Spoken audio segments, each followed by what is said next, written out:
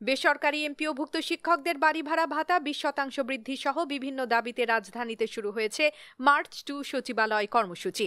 কেন্দ্রীয় শহীদ মিনার থেকে শুরু হওয়া এই কর্মসূচি ঘিরে আইন শৃঙ্খলা রক্ষাকারী বাহিনী সতর্ক অবস্থান নিয়েছে। মঙ্গলবার সকাল থেকেই কয়েক হাজার শিক্ষক শহীদ মিনারে জড়ো হন। শুরুতে দুপুর 12টায় কর্মসূচি শুরুর ঘোষণা থাকলেও পরে তা পিছিয়ে বিকাল 4টায় শুরু হয়।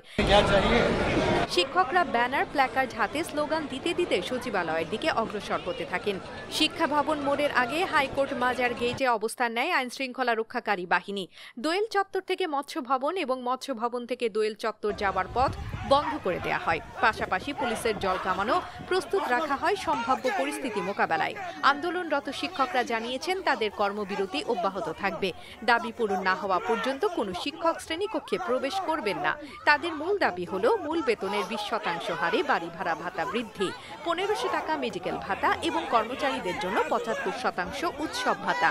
শিক্ষক নেতারা বলেন, সরকারের পক্ষ থেকে প্রজ্ঞাপন জারি না হওয়া পর্যন্ত আন্দোলন চলবে।